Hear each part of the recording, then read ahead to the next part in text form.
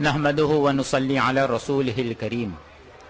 Allah subhanahu wa ta'ala menjadikan ulama sebagai qudwah, sebagai ikutan, dan memadalah kelebihan mereka bahawa Allah subhanahu wa ta'ala menjadikan mereka waris kepada nabi-nabi dan rasul-rasul.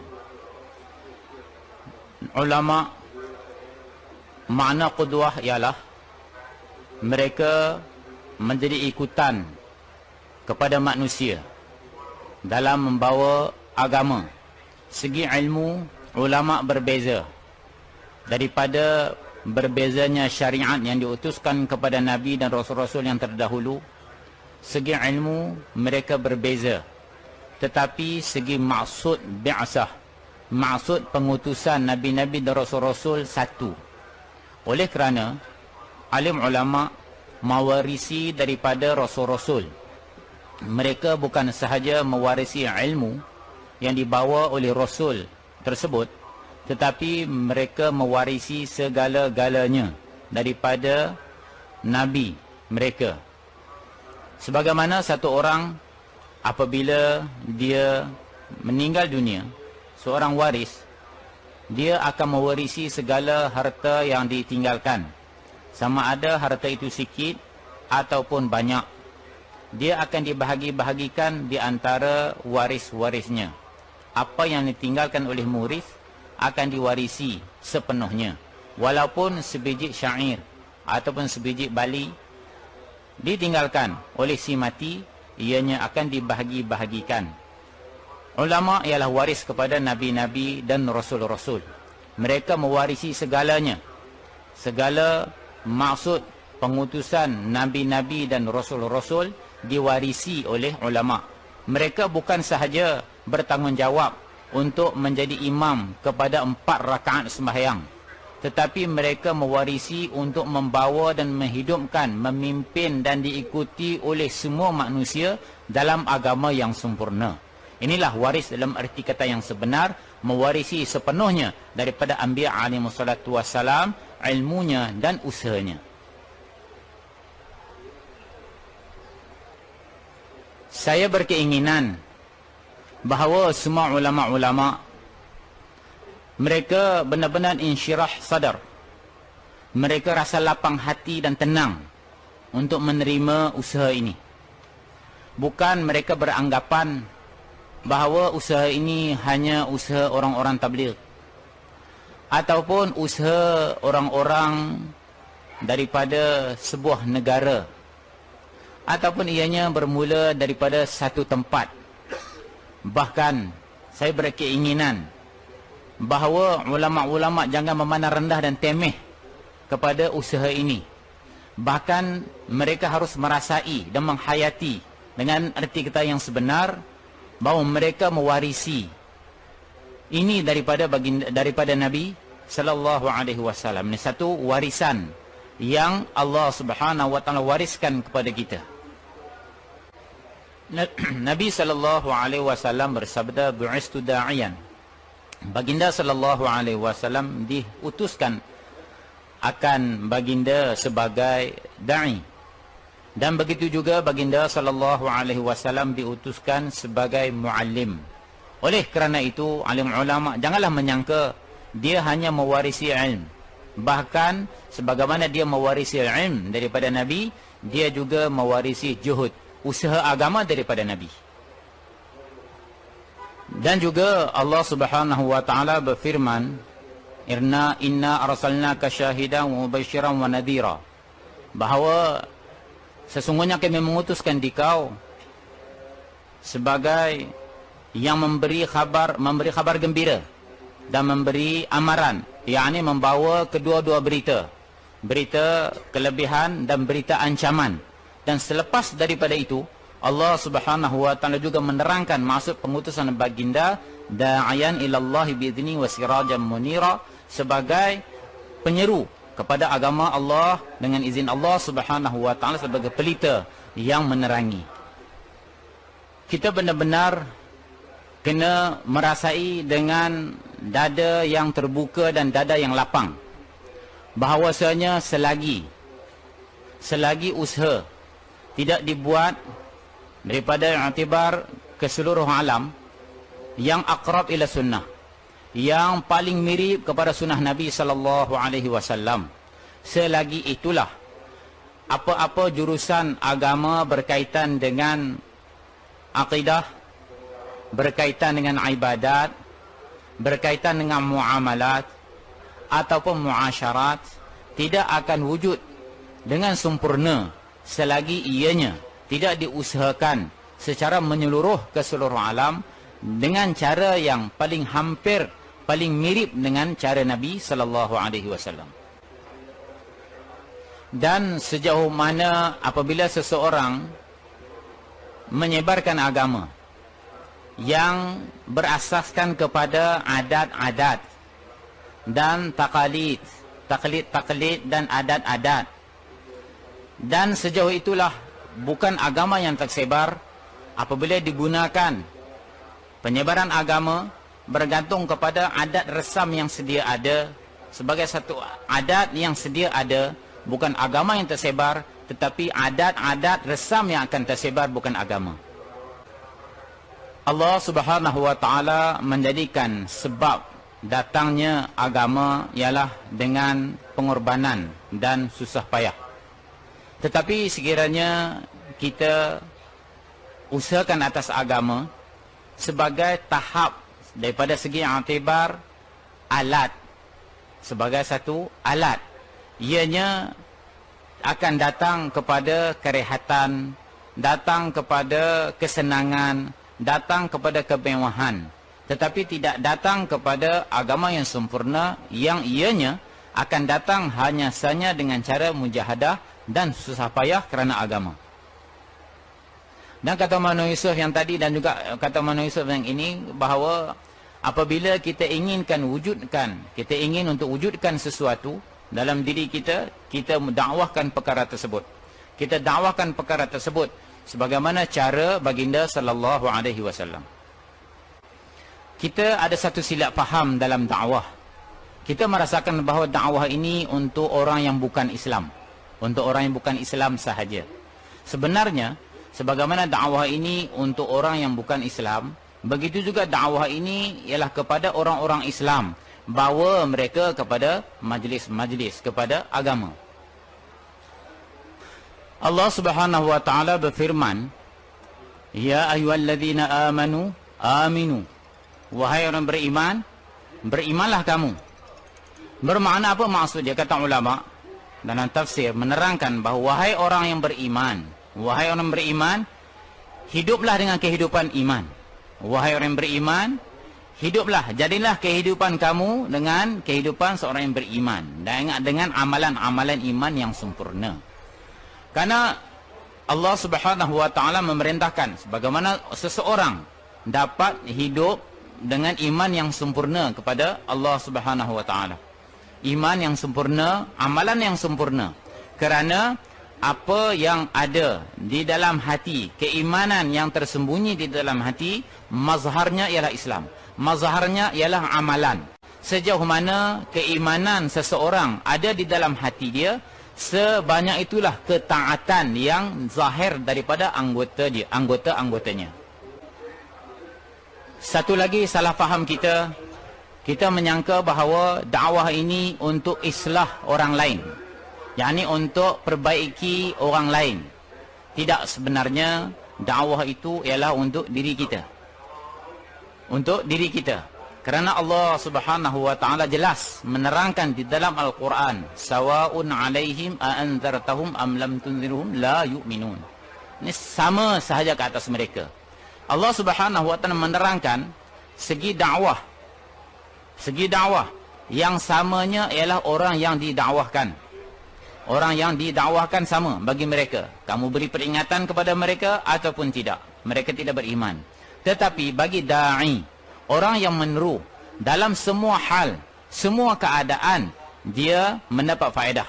Kerana di situ Allah Subhanahu wa taala tidak menyebut sawaun alaik, sama atas kamu, bahkan sama atas mereka, ada habuan atau tidak ada habuan hidayah. Tetapi bagi da'i dalam semua keadaan, dia akan mendapat faedah daripada dakwah tersebut.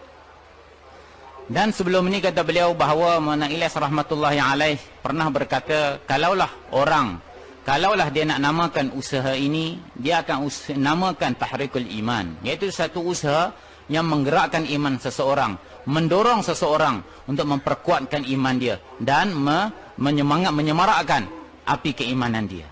Dan juga kata beliau, sebenarnya dakwah ini ialah untuk faedah diri kita sendiri.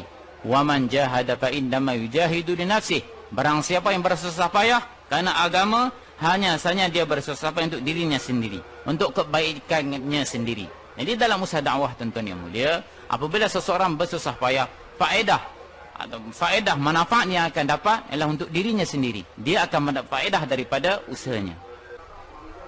Dan hari ini rata-rata tuan-tuan yang mulia fikir untuk menguatkan iman, fikir untuk memantapkan iman telah terkeluar daripada fikiran dan zihin semua manusia. Padahal ia merupakan satu asas yang utama, asas keputusan Rasul-Rasul, bahawa untuk memperkuatkan iman, memperkasakan iman. Dan sahabat radhiyallahu anhum seperti Mu'adz bin Jabal, Abdullah bin Rawaha radhiyallahu anhuma, mereka memanggil kawan-kawan, datang, kita duduk seketika, kita muzakarah cakap-cakap iman. Tuan-tuan yang mulia, padahal sahabah radhiyallahu anhum, iman mereka ialah contoh, iman mereka ialah ikutan, sehingga Allah Subhanahu wa taala menjadikan mereka sebagai contoh. Aminu kama amanan nas, berimanlah oleh kamu sebagaimana beriman oleh orang-orang itu, yakni para sahabat radhiyallahu anhum. Iman mereka, tetapi mereka juga diperintahkan untuk memperbaharui iman mereka. Sehingga apabila mereka diperintahkan oleh baginda untuk memperbaharui iman mereka, mereka bertanya, bagaimana kami harus memperbaharui iman kami? Kaifa nujaddidu imanana ya Rasulullah? Bagaimana kami nak memperbaharui iman kami? Aktsiru min qawli la ilaha illallah. Perbanyakkanlah daripada mengulang-ulang zikir la ilaha illallah. Satu perkara kata beliau, satu zikir kita sebut ucap la ilaha illallah atau apa zikir kepada Allah. Dalam setiap kita orang Islam, pada satu tahap ada zikrullah. Dalam apa-apa tahap yang ada pada diri seseorang, bagaimanapun keadaan dia, sikit sebanyak dia beri masa untuk zikir pada Allah Subhanahu wa taala. Dan di situ memperbanyakkan qaul la ilaha illallah, bukan saja zikir kepada Allah, bahkan mudzakarah mengenai Allah Subhanahu wa taala. Maksudnya diingat-ingatkan, diulang-ulangkan akan kebesaran Allah Subhanahu wa taala.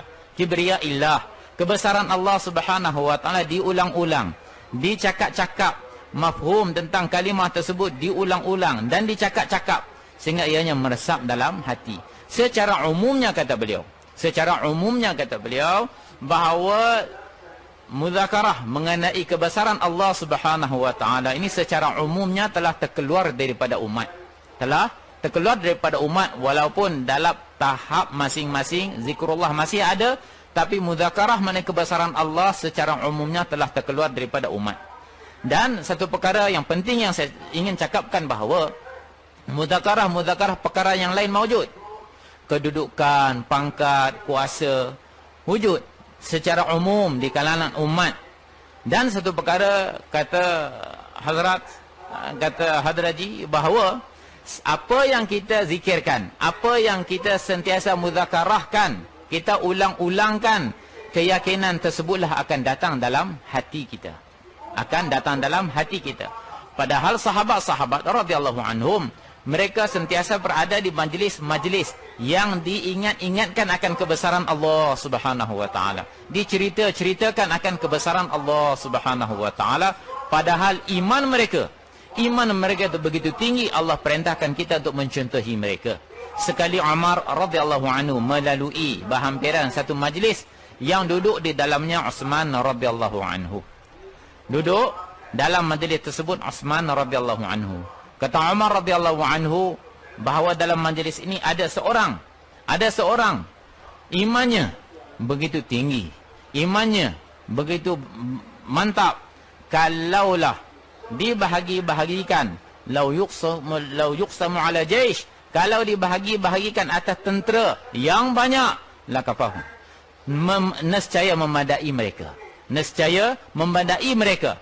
Sahabat-sahabat yang sedemikian pun mereka duduk di dalam majlis-majlis. Mereka diperintahkan duduk di dalam majlis-majlis untuk diulang-ulangkan akan kebesaran Allah Subhanahu wa taala, sehingga mereka duduk, mereka kata ta'al najlis nu'min sa'atan, datang duduk seketika, kita muzakarah cerita-cerita tentang kebesaran Allah Subhanahu wa taala. Perkara inilah secara umumnya di masjid-masjid telah tidak ada lagi muzakarah, cerita-cerita, mengulang-ulang akan kebesaran Allah Subhanahu wa taala secara umum. Walaupun zikir-zikir yang lain, muzakarah-muzakarah perkara-perkara yang lain wujud secara umum di kalangan umat, dan keyakinan itu datang dalam hati kita, keyakinan kepada kebesaran Allah tidak ada datang kerana kita tidak war-warkan, tidak zikir-zikirkan, tidak sebut-sebutkan akan kebesaran Allah Subhanahu wa taala. Tuan-tuan yang mulia, kalimah ini dia perlu kepada keikhlasan. Kalimah la ilaha illallah yang kita ucap perlu kepada keikhlasan. Dan dalam perkara ini Rasulullah sallallahu alaihi wasallam bersabda, "Man qala la ilaha illallah mukhlishan dakhala al-jannah." Wa qila, "Wa ma ikhlasuha ya Rasulullah?" Qala an tahjizahu an maharimillah. Barang siapa yang ucap kalimah ini, kalimah la ilaha illallah dengan ikhlas, nescaya dia akan masuk syurga. Ditanya kepada baginda, bagaimanakah ikhlasnya? Apakah ikhlasnya wahai Rasulullah? Jawab baginda sallallahu alaihi wasallam, ikhlasnya bahawa kalimah ini menyekatnya daripada perkara-perkara yang diharamkan oleh Allah Subhanahu wa taala. Oleh sebab itu, satu dakwah, usaha perlu dibuat atas kalimah,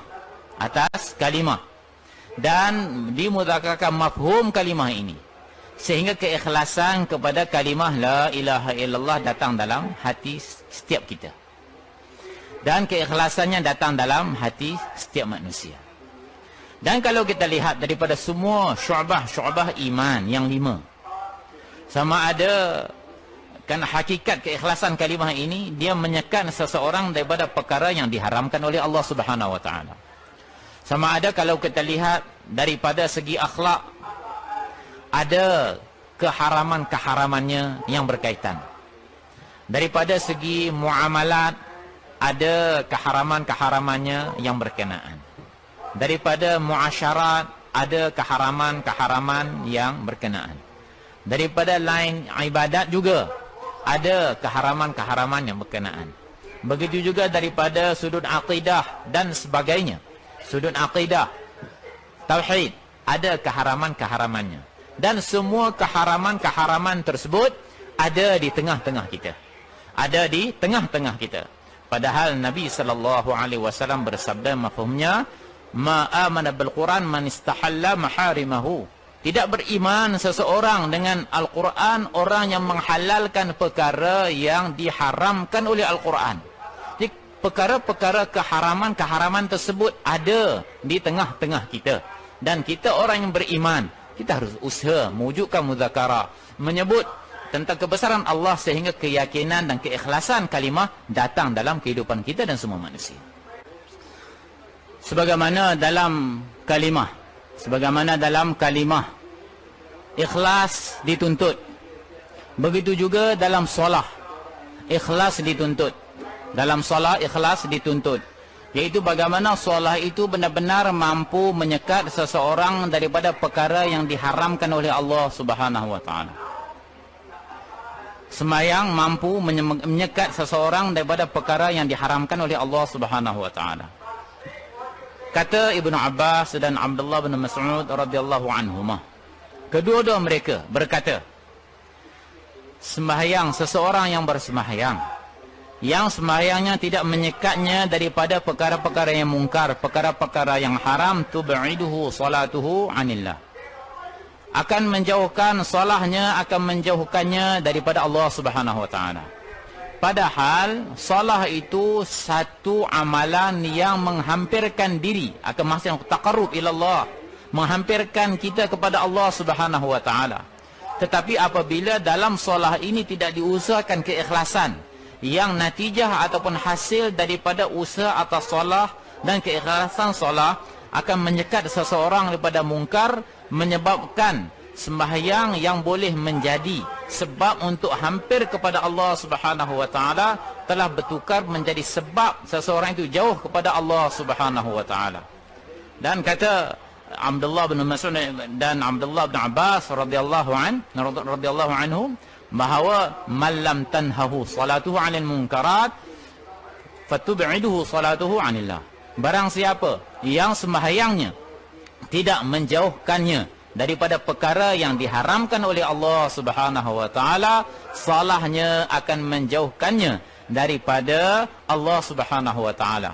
Dan apabila tidak diusahakan, maka makin jauh dia daripada Allah Subhanahu wa taala. Oleh sebab itu, sebagaimana dalam kalimah dituntut keikhlasan, dalam solah juga dituntut akan keikhlasan. Dalam solah dengan usaha untuk membetulkan solah kita sehingga dia mampu. Oleh sebab itu Allah berfirman, aqimus solah innas salata tanha 'anil fahsya wal munkar wa la dzikrullahi akbar.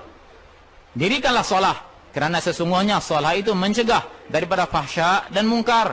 Dan berzikirlah kepada Allah, wa la dzikrullahi akbar, dan zikir Allah yang agung. Nah, hendaklah berzikir kepada Allah. Sebab apa tuan-tuan yang mulia disebut zikir yang agung? Kerana dengan solah ini mampu menyekat seseorang daripada perkara yang diharamkan oleh Allah Subhanahu wa taala. Tuan-tuan yang mulia, dalam amalan perlu ada sifat ihsan. Perlu ada sifat ihsan, iaitu satu sifat hadir hati.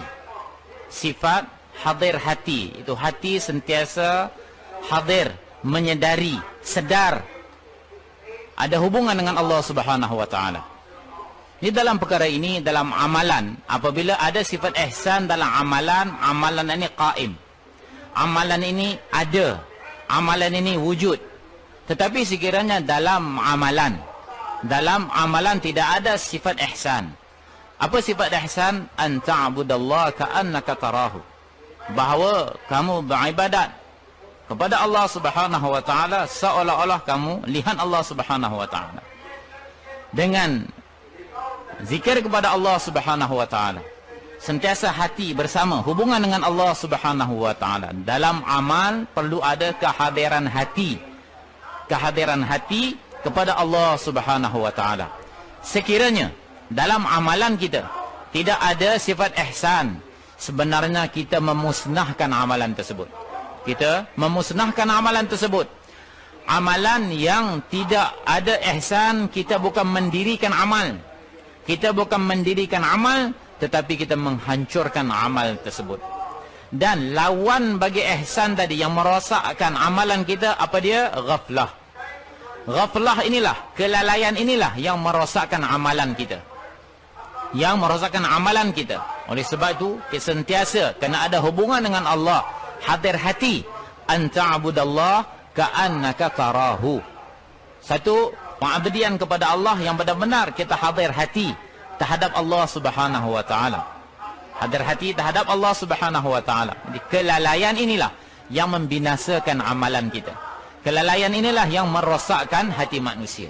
Dan dalam amal tuan-tuan yang mulia, dia mesti amal dia ada syarik dengan qalb. Amal disertakan dengan hati. Amal yang tak disertakan dengan kehadiran hati, hati dia tak serta, ini juga dipanggil kelalaian. Walaupun lidahnya sedang mengulang-ulang lafaz zikir, dia dalam sembahyang dia baca sana, dia baca doa iftitah, dalam sembahyang dia baca Fatihah, dalam sembahyang dia bertahmid, dia bertahlil, tetapi hati dia tidak syarik, hati dia tidak sama, hati dia lalai, dia tidak mendirikan sembahyang, dia menghancurkan sembahyang. Oleh sebab itu diulang-ulangkan bahawa an ta'budallah ka'annaka tarahu, bahawa hendaklah kamu menyembah Allah Subhanahu wa taala seolah-olah kamu nampak Allah Subhanahu wa taala. Kerana amalan yang tidak ada ihsan ialah amalan yang rosak, amalan yang dipenuhi dengan kelalaian, hati tidak berserta dengan amal, maka dia membinasakan amalan-amalan tersebut. Oleh sebab itu tuan-tuan yang mulia, dengan kita sebut dan ulang-ulang akan perkataan Allah Subhanahu wa taala menyeru manusia kepada dakwah, akan menyebabkan sifat ihsan yang datang dalam diri kita, barulah amalan itu dikira mendirikan amal, menunaikan amal. Apabila amal dengan sifat ihsan dan hati kita bersama-sama dengan amal. Tuan-tuan yang mulia, sekali Hadrat Hudzaifah radhiyallahu anhu berada di sebuah masjid di Syam, dan dia melihat seorang sedang bersolah cepat-cepat. Semua rukun-rukun itu dibuat dengan begitu cepat sekali. Selepas sembahyang, Hadrat Hudzaifah panggil dia dan tanya dia, "Sejak bila kamu sembahyang macam ni?"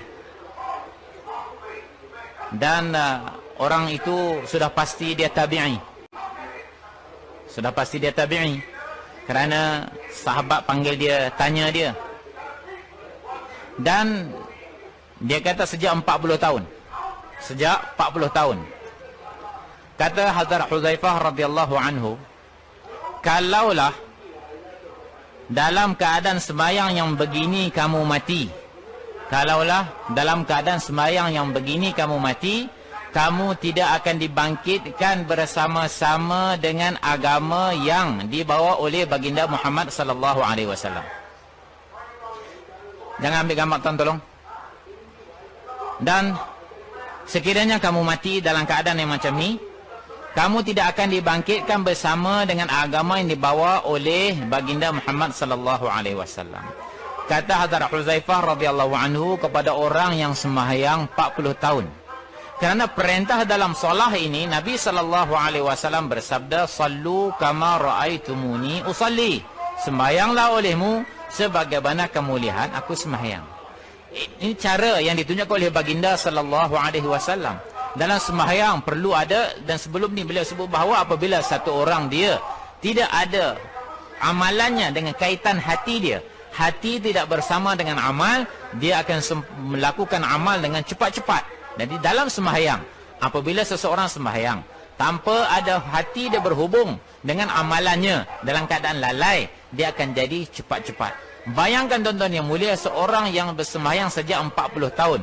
Kata sahabi, kata Hudzaifah radhiyallahu anhu, dia tidak akan dibangkitkan bersama dengan agama yang diutuskan oleh baginda sallallahu alaihi wasallam.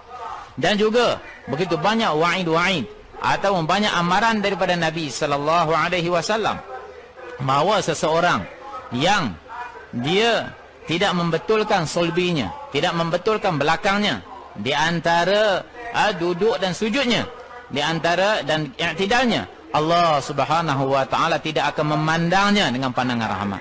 Allah tidak akan memandangnya pun walaupun dia seorang yang sembahyang tetapi tidak menyempurnakan rukun-rukun sembahyang dengan sempurna. Dalam solah kita juga perlu kita masyq, perlu kita berlatih dengan solah. Bahawa dalam menghadapi segala masalah, kita bersegera kepada solah. Bersegera kepada solah. Apa-apa sahaja masalah, halangan yang datang di hadapan kita, kita cepat-cepat bersegera kepada solah. Inilah yang diajarkan oleh baginda sallallahu alaihi wasallam. Bukan setelah kita dah putus asa daripada semua asbab-asbab yang lain. Setelah kita putus asa daripada semua benda-benda asbab-asbab yang lain, barulah kita datang kepada solah, datang kepada amal. Ini tidak dipanggil solah hajah. Kalau solah, kita pun solah hajah, solat hajat kata beliau. Tetapi solat hajat yang kita buat selepas kita dah putus asa daripada semua asbab-asbab yang zahir, semua makhluk-makhluk, apabila kita putus asa, barulah kita datang kepada amal, datang kepada Allah Subhanahu wa taala. Bahkan Nabi sallallahu alaihi wasallam diterangkan keadaan Nabi sallallahu alaihi wasallam mengenai solah, idza hazabu amrun fazi'a ila shalah. Apabila baginda sallallahu alaihi wasallam ditimpa sesuatu perkara, baginda akan cepat-cepat. Perkataan fazi'a itu sendiri menunjukkan bersegeranya Nabi sallallahu alaihi wasallam. Faza', keadaan seolah terkejut, bersegera, cepat, terus kepada solat. Ini barulah dikatakan solat al-hajah. Betul-betul berhajat. Yang ni sebelum apa-apa. Sebelum apa-apa. Sebelum putus asa kepada asbab-asbab zahir, terus mula memohon kepada Allah Subhanahu wa taala dengan perantaraan amal. Ini barulah benar-benar kita melatih. Kita melatih.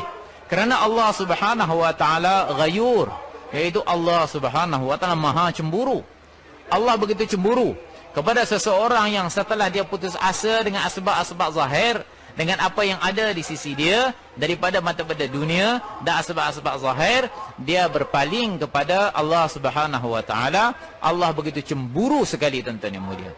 Bahkan untuk membina kehidupan kita, untuk melatih salah kita dan sembahyang kita, sebelum apa-apa, kita datang kepada Allah Subhanahu wa taala. Kita memohon kepada Allah Subhanahu wa taala. Kerana kita kena yakin, tuan-tuan yang mulia. Kita kena yakin. Kerana dalam setiap amalan ada janji Allah Subhanahu wa taala. Ada janji Allah Subhanahu wa taala, dan bersama dengan janji Allah ada kudrat Allah Subhanahu wa taala. Makna dalam setiap amalan itu ada janji Allah dan ada kudrat Allah Subhanahu wa taala bersama-sama dengannya. Dan dalam perkara-perkara yang lain tidak ada janji Allah dan tidak ada kudrat Allah Subhanahu wa taala. Bahkan tapi bukanlah bermakna kita nak menolak asbab ataupun melarang asbab. Bahkan selepas kita beramal dan dengan yakin pada Allah Subhanahu wa taala, yakin Allah Subhanahu wa taala menyelesaikan masalah kita dengan kudratnya, dan atas i'tibar syariat, kita boleh ikhtiar asbab-asbab yang lain.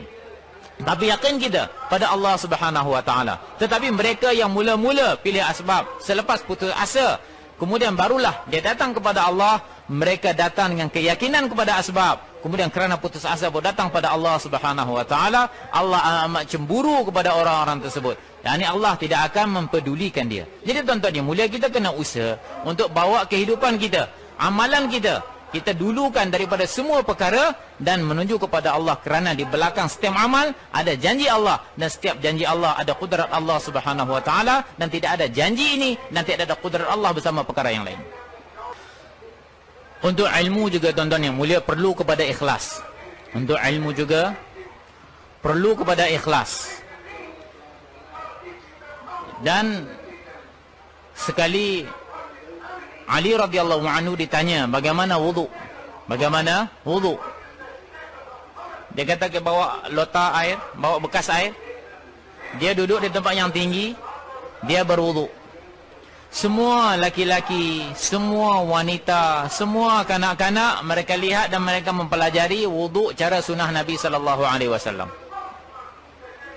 Tetapi apabila kita jadikan hasilnya ilmu melalui alat dan asbab, menghasilkan ilmu melalui alat dan asbab, kita dapat maklumat, tetapi ilmu dan amal, ilmu dalam arti kata yang sebenar, amalan dan takwa tidak datang dalam kehidupan manusia. Kerana beliau sebut bahawa ilmu ada dua. Satu ilmu di lidah dan satu ilmu di hati. Ilmu yang di hati ini ilmu yang memberi manfaat, manakala ilmu di lidah yang menjadi hujah kepada pemiliknya. Jadi ilmu ini apabila ianya datang melalui alat-alat, melalui asbab-asbab, kita dapat kumpulkan maklumat tapi tidak datang kepada amal. Jadi perkara yang perlu kita ingat, tuan-tuan yang mulia, di zaman Nabi sallallahu alaihi wasallam, bahawa ni kata beliau, dia nak beritahu satu perkara yang penting sangat, memberi tumpuan, bahawa ilmu itu diambil daripada masjid. Ilmu diambil daripada masjid. Apabila diambil daripada masjid, inilah cara ilmu disebarkan, diambil, dipelajari di zaman Nabi sallallahu alaihi wasallam, dan terus mereka bawa kepada amal. Terus datang kepada amal. Ayat hijab turun, didengari oleh seorang wanita, dan dia datang bagi tahu kepada semua wanita-wanita yang ada di Madinah, 100% ilmu yang diambil daripada masjid terus dapat bawa kepada amal kehidupan mereka. Apabila pengharaman arak diiklankan, dibaca sekali, didengar oleh seorang sahabat, dan dia bagi tahu kepada orang-orang di Madinah dengan sekali iklan, mereka yang hidup mereka atas arak telah memecahkan semua tempayan-tempayan arak, telah menuangkan arak-arak yang mereka miliki. Sebab apa? Sebab ilmu diambil daripada masjid. Ilmu diambil daripada masjid. Ilmu yang diambil daripada masjid ini, ianya terus datang kepada amal. Yang hari ini tuan-tuan yang mulia, ilmu telah dipisahkan daripada masjid. Ilmu telah dipisahkan daripada masjid. Ilmu datang kita pelajari melalui alat-alat, melalui asbab-asbab. Maklumat dapat, tapi tidak akan datang amalan dalam kehidupan manusia. Tidak datang sifat dalam kehidupan manusia. Oleh sebab itu,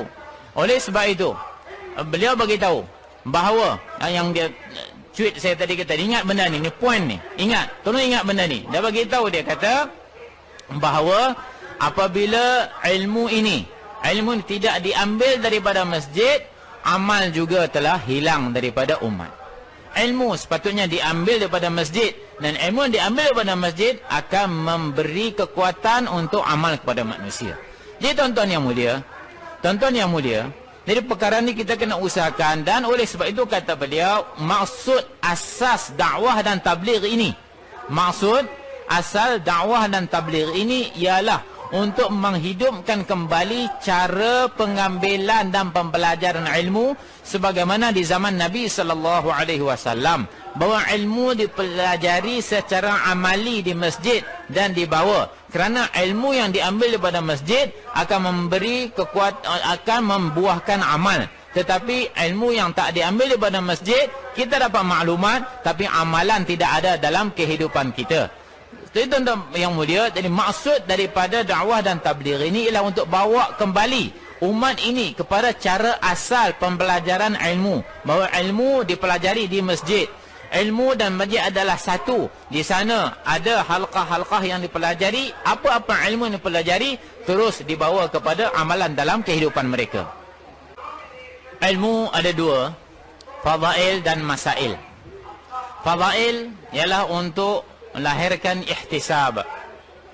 Lahirkan ihtisab, iaitu keyakinan kepada janji-janji Allah Subhanahu wa taala terhadap sesuatu amal. Ihtisab. Dan masail ialah untuk qiyamul amal. Supaya amal tadi wujud, amal itu didirikan, amal itu sempurna. Jadi kedua-dua ilmu ini penting. Kedua-dua ilmu penting. Fadail untuk melahirkan sifat ihtisab, iaitu meyakini janji-janji Allah dalam setiap amal. Ketika kita melakukan amal, perlu kita bayangkan, perlu kita meyakini janji-janji Allah terhadap amalan yang kita buat. Ianya datang daripada fadail. Manakala masail pula, ilmu berkaitan dengan masalah-masalah, ianya untuk dirikan atau wujudkan amalan tersebut, ianya diterima pakai dalam syariat. Jadi perkara itu sangat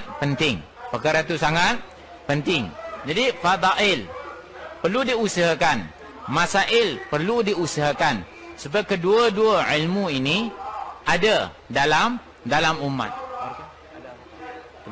Jadi tuan-tuan yang mulia, kita kena bawa ilmu ni secara sempurna, dalam umat. Jadi dua-dua ilmu ni supaya datang dalam umat, mereka dapat beramal dengan cara meyakini janji-janji Allah Subhanahu wa taala, dan juga amalan mereka betul kerana masail mereka betul. Contoh yang mula tadi beliau sebutkan bahawa bersama-sama ta'lim kita lihat betul-betul dalam muntakhab hadis. Kerana di situ ada hadis-hadis yang dimuatkan berkaitan dengan 6 perkara. Mengenai 6 perkara ini, Syekh Ilyas rahmatullahi alaih kata bahawa ia merupakan asas yang dengan ini agama yang sempurna akan datang dalam kehidupan kita. Berusaha dan mempelajari 6 perkara ini akan memudahkan kita amalkan keseluruhan agama. Oleh sebab itu, Syekh Yusuf rahmatullahi alaih telah kumpulkan dalam setiap sifat-sifat tersebut banyak hadis-hadis yang sahih-sahih, yang mana supaya kita dapat ahamiyah, kepentingan sifat-sifat tersebut. dalam kehidupan kita. Sebab itu tuan-tuan yang mulia, ilmu ini dalam setiap ilmu yang diajarkan oleh Nabi sallallahu alaihi wasallam, sama ada keimanan ke, sama ada ibadat ke, segi lain akhlak ke, muamalah atau muasyarat ke, bersama-sama dengan perkara tersebut, baginda sallallahu alaihi wasallam juga mengajarkan naqlul harakat, yakni pergerakan. Dia pergerakan, tak jadi jumud, tak tetap. Kerana kata beliau tidak sabit dalam tarikh bahawa dikumpulkan, letak satu orang alim, dikumpulkan orang datang pada dia. Yang sabitnya bahawa mereka dihantar untuk mengajar di merata-rata tempat. Seorang sahabat Nabi SAW bagi tahu di zaman Umar radhiyallahu anhu, Umar kata, awak akan dihantar untuk jadi gubernur di satu kawasan. Dia kata, kalau untuk dihantar untuk jadi gubernur, saya tak sedia. Kalau nak hantar untuk mengajar ilmu, ajar Al-Quran, hadis, saya sedia. Mana di sini tuan-tuan yang mulia, dan orang ini juga dianggap orang yang layak oleh Umar radhiyallahu anhu untuk jadi seorang gubernur, untuk menguruskan, dipanggil amil, menguruskan bukan saja zakat, bahkan sebagai pemerintah, gubernur di sana. Dan Mu'adz bin Jabal radhiyallahu anhu, mufti, alim. Ketika zaman Abu Bakar radhiyallahu anhu, dia nak dihantar keluar daripada Madinah.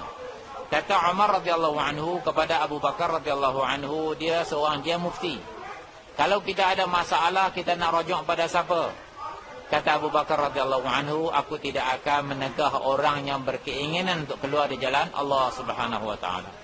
Sahabat-sahabat yang besar, yang hebat-hebat, yang merupakan ulama-ulama zaman Nabi sallallahu alaihi wasallam, mereka tidak ketinggalan mana-mana ghazwah, mana-mana peperangan, mereka sentiasa keluar di jalan Allah Subhanahu wa taala, menyampaikan ilmu sebagaimana cara yang disebutkan sebelum ini. Cara mengambil terus, mempelajari ilmu terus sebagaimana di zaman Nabi sallallahu alaihi wasallam. Dan Ubay bin Ka'ab radhiyallahu an, Imam al-Qurra, imam kepada segala qari-qari yang Allah Subhanahu wa taala perintahkan baginda sallallahu alaihi wasallam pendengarkan Al-Quran kepadanya. Dan baginda sallallahu alaihi wasallam baca Al-Quran. Jadi tuan-tuan yang mulia, dan juga orang yang macam ni juga, mereka keluar di jalan Allah Subhanahu wa taala. Mereka keluar di jalan Allah Subhanahu wa taala. Dan kadang-kadang kita salah faham. Bahawa keluar di jalan Allah, bahawa ulama ni dia perlu duduk setempat berdalilkan kepada ayat Al-Quran, maka Nabi Mu'min anfiru kafatan, tidaklah bagi orang-orang itu untuk keluar semuanya. Jadi tuan-tuan yang mulia, kalau kita baca ayat ni kata beliau sekerat, setakat tu saja, kita akan faham bahawa tak payah keluar. Tak payah keluar, tak payah keluar semua. Yang lain keluar. Yang nak mengajar ni, liyunzir qaumil raji'u ilaihim, supaya mereka kerja mereka untuk mengajar apabila orang balik kepada mereka. Kalau kita baca ayat ni sekerat, dia punya makna, dia punya mafhum dia akan jadi salah faham. Bahkan ulama-ulama mufassiri menulis dalam ayat tersebut, bukan bermakna mereka tak payah keluar, tapi yang dikatakan maka nalil mu'mini an yanfiru kafatan, itu ialah jangan keluar serentak semua. Jangan keluar serentak semua. Bahkan bergilir-gilir. Bergilir-gilir mereka keluar di jalan Allah Subhanahu wa taala. Tidak ada makna di situ bahawa tak perlu keluar. Bahkan sahabat-sahabat mereka telah keluar di jalan Allah Subhanahu wa taala. Tetapi silih berganti. Dia sahabat-sahabat radhiyallahu anhum, mereka orang-orang yang bersama dengan baginda sallallahu alaihi wasallam, mereka keluar. Kerana kata beliau, itu perkara yang penting nak bagi tahu. Apabila ulama-ulama telah berhenti daripada bergerak, ulama-ulama setelah menjadi jamin, mereka duduk setempat, mereka tidak bertebaran dalam umat, mereka tak masuk dalam umat, begitu juga ilmu tidak tersebar.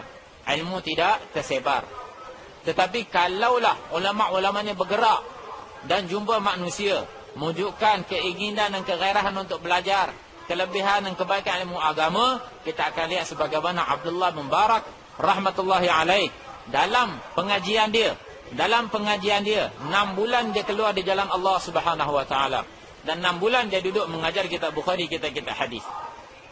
Dan sekali dalam majlis dia, apabila dia bersin, dan murid-murid dia sambut yarhamukallah, alhamdulillah, dia kata yarhamukallah. Dan dia punya gema dia tu, raja pun terperanjat. Raja terperanjat, kata raja, ni apa hal?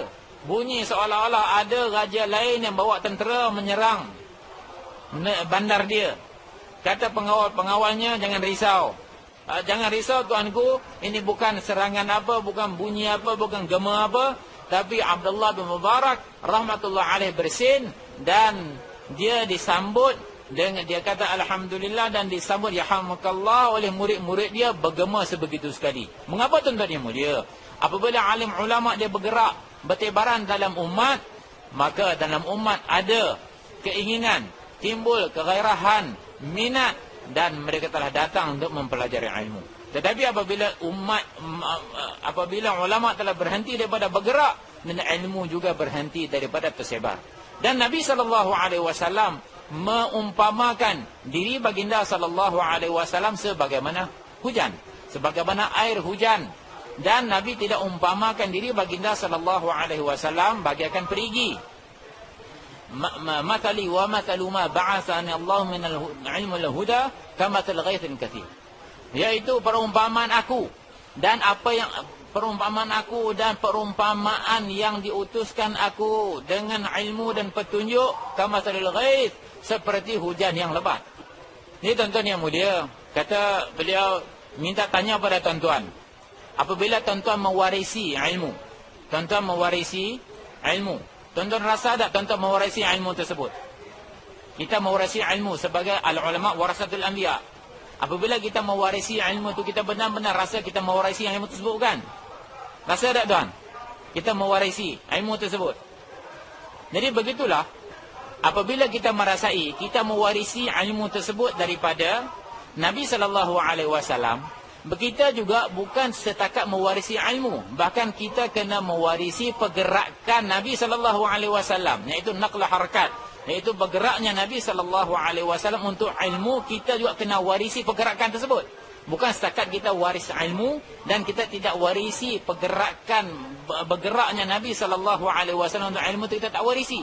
Bahkan kedua-duanya kita kena warisi dalam masa yang sama. Dan baginda SAW umpamakan diri baginda sebagai hujan. Hujan itu tuan yang mulia, dia akan diarak awannya akan diarak dan dia akan menghujani dalam semua. Tanah tak pergi pada hujan, tapi awan yang membawa hujan yang diarak datang ke tanah-tanah di mana yang perlu hujan dengan perintah Allah Subhanahu Wa Taala. Dan kadang-kadang hujan turun di tanah yang subur, yang menyerap dan menyimpan air, dan menjadikan tanah itu subur, menumbuhkan tumbuh-tumbuhan. Ada hujan yang dia hujan pada tanah yang dia tidak menyerap, tetapi dia menyimpan air. Manusia dapat mengambil manfaat daripada air yang bertakung untuk keperluan mereka. Dan ada satu lagi jenis tanah yang dia ini simpan air pun tidak, dia serap air pun tidak. Inilah keadaan tiga jenis golongan. Apabila Nabi SAW datang menyampaikan agama, menyebarkan agama, naqlu harakat, pergerakan Nabi SAW, jenis ini akan ditemui dalam umat. Tetapi baginda SAW bergerak pergi kepada mereka. Dan dalam semua umat secara umum, ketiga-tiga jenis manusia yang ada di atas muka bumi ini dihujani dengan hujan yang dibawa oleh baginda SAW pada ilmu yang datang daripada Allah Subhanahu Wa Taala.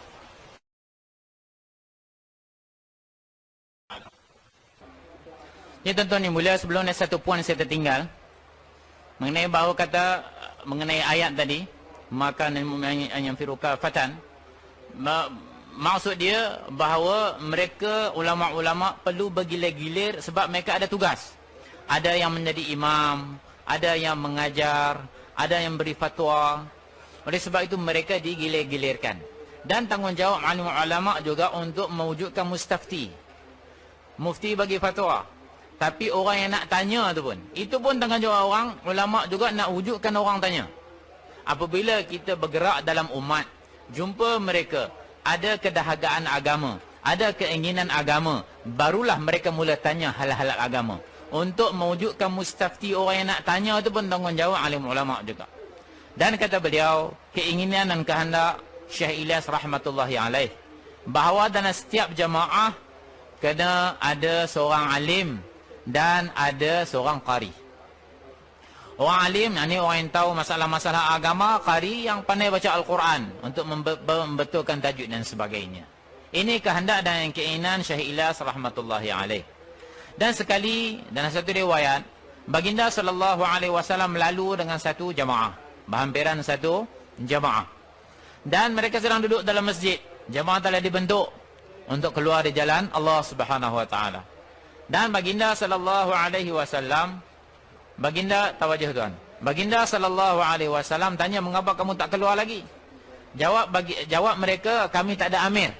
Kami tak ada amir lagi." Baginda sallallahu alaihi wasallam duduk situ dan dengar seorang-seorang punya Al-Quran.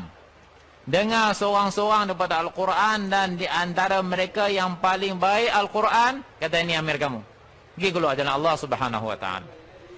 Jadi tuan-tuan yang mulia, jadi umat ni dia bergerak. Jadi orang yang menganggap bahawa dirinya alim ulama sebagai perigi,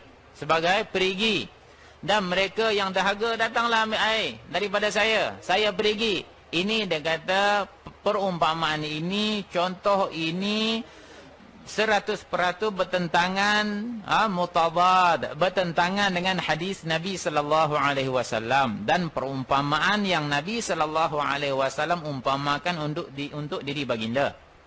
Kerana baginda sallallahu alaihi wasallam umpamakan diri baginda sallallahu alaihi wasallam sebagai awan, bukan berigi. Awan dia pergi kepada semua tanah. Awan dia pergi kepada semua tanah, semua tempat. Walaupun tanah tu kontang, kering, tak ada apa-apa pun, hujan akan turun di sana.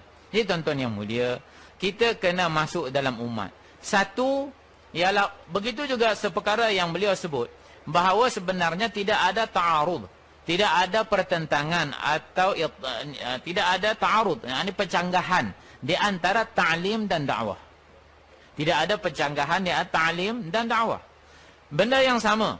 Ta'lim ni apabila orang datang dan diajar, ini kita panggil ta'lim. Dan kita pergi kepada orang yang tak nak, kita ajar mereka, pujuk rayu mereka, ini panggil dakwah.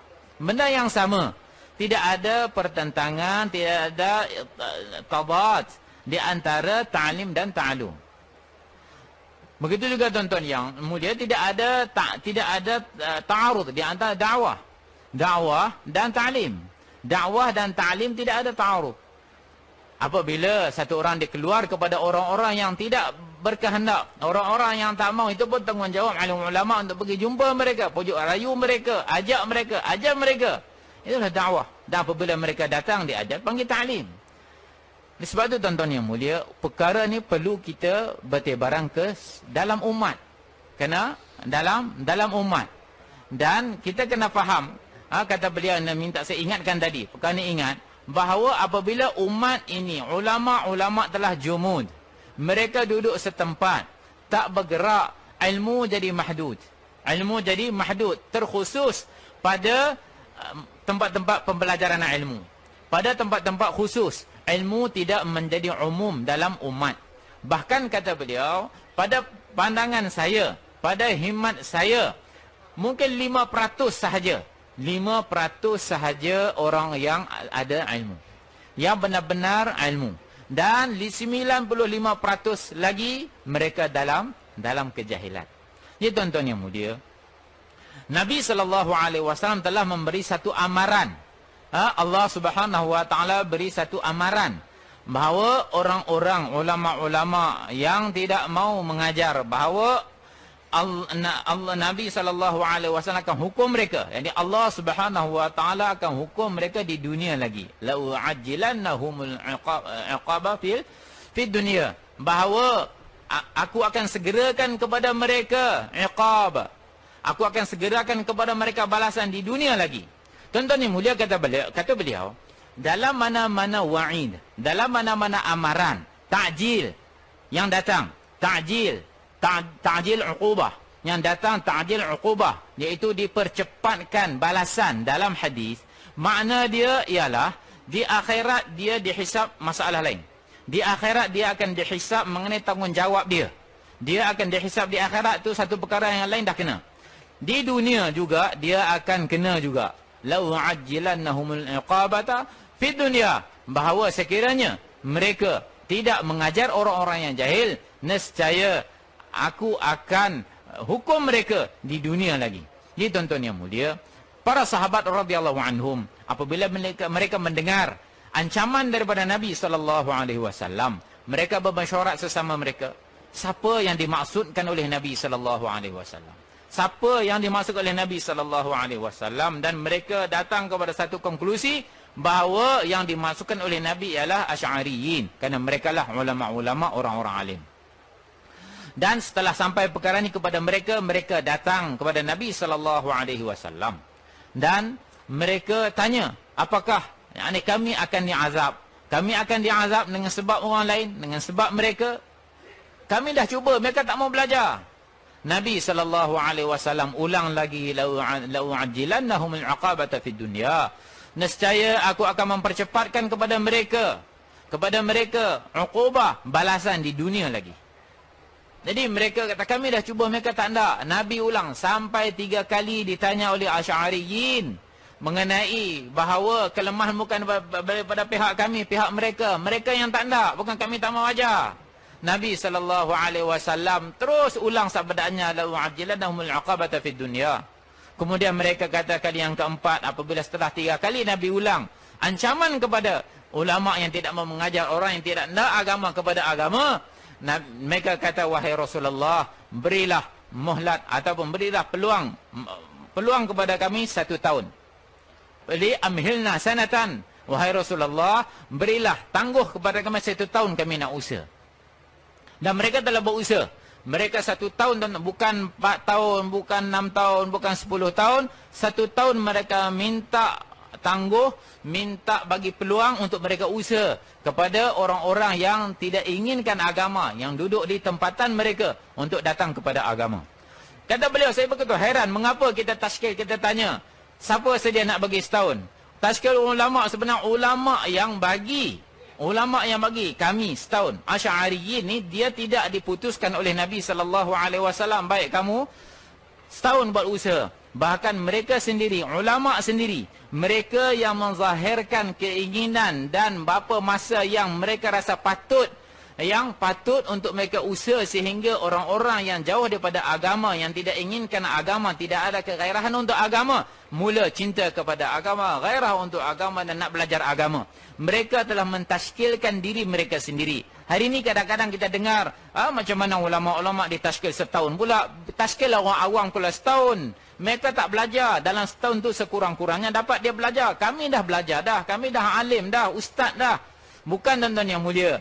Ini Asy'ariyin. Asy'ariyin sendiri, mereka di kalangan ulama-ulama, di kalangan sahabat radhiyallahu anhum, mereka yang meletakkan tuntutan atau taqazah itu sendiri di hadapan Nabi SAW, bahawa beri masa pada mereka setahun, mereka nak usahakan.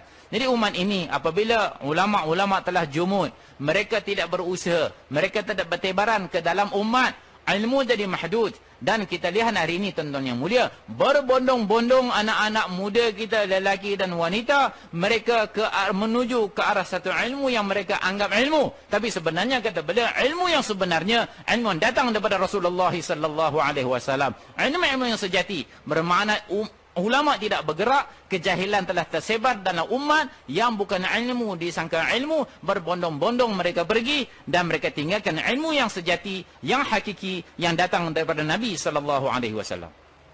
Kalau kata beliau, kalau tuan-tuan di kalangan orang-orang Asy'ariyin, tuan-tuan bangun dan bagilah nama tuan-tuan sendiri, bahawa kami sedia untuk setahun, saya sedia untuk setahun. Tapi kalau tuan-tuan bukan di kalangan mereka, kami terpaksa meminta siapa sedia untuk keluar setahun. Tuan-tuan yang mana, tuan? Asy'ariyin kah? Ataupun bukan Asy'ariyin? InsyaAllah Asy'ariyin, tuan-tuan. Masya Allah. Tuan-tuan bangun, tuan-tuan bagi nama tuan-tuan sendiri, bahawa kami sedia untuk setahun, tuan. Masya Allah. Jemaah tashkil. खड़े होकर नाम पेश करें साथ-साथ. Tuan bangun. Jemaah tashkil ada di sekeliling tuan-tuan. Tuan tolong bagi nama tuan-tuan dan waktu tuan-tuan, Masya Allah.